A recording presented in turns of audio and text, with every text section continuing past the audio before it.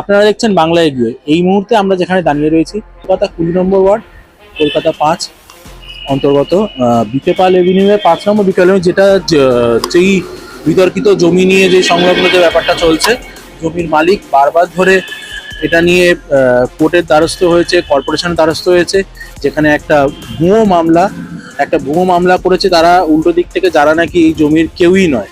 তো সেই ব্যাপার নিয়ে আমরা একটু জমির যে মালিক আছে, প্রেজেন্ট পাওয়ার অফ অ্যাটর্নি আছে, ওনার সাথে একটু কথা বলে নেব। আপনারাও দেখতে থাকুন। আর ওনাদের একটাই আর্জি কলকাতা কর্পোরেশন আর মেয়রের কাছে, যে উনি একটু এটা আলোক প্রকাশ করুন যে ম্যাটারটা কি করে কারুর জমিতে অন্য কেউ চলে আসতে পারে। পাওয়ার অফ অ্যাটর্নি থেকে যে একজন আছেন তাকেও না জানিয়ে, কাউকে না জানিয়ে, না কোনো হিয়ারিং করে কি করে অন্য কারুর প্রপার্টিতে আরেকজনকার নাম ঢুকে মিউটেশন হয়ে যেতে পারে। দেখতে থাকুন বাংলায় গিয়ে। আমার জমি 5 নম্বর বিকে পাল এভিনিউ। 5 নম্বর বিকে পাল এভিনিউ জমির বর্তমান মালিক ডক্টর তারকচন্দ্র দাসের একমাত্র ওয়ারিশ উষা দাস। এখন এই জমির 3বার হিয়ারিং হলো, তারপর আমাদের মিউটেশন হয়ে গেল। এখন হঠাৎ করে শুনছি একজন ট্রেসপাসার, যার কোনো অস্তিত্ব নেই, তিনি একটা গিফট ডিড, যার রেজিস্ট্রি অফিসের অস্তিত্ব নেই, সেই গিফট ডিটের বেসিসে এসি নর্থ কর্পোরেশন হেড অফিসে ওনাকে সেপারেশন কাম মিউটেশন করে জমির 6 ভাগের 5 ভাগ অংশ দিয়ে দেন। 1 ভাগ অংশ আমার দিদি উষা দাসের ভাগে আছে।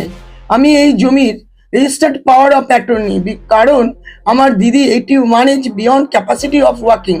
For this purpose I use to do this work and maintain this work. কিন্তু আমার একটাই কথা, এই কমল নারায়ণ মিশ্রা কী করে এই জমির কর্পোরেশন থেকে সেপারেশন কাম মিউটেশন করলেন, এবং সেই মিউটেশন দিয়ে বোরো 2-তে গিয়ে উনি বিল্ডিং ডিপার্টমেন্টে প্ল্যানও পাস করে নিলেন।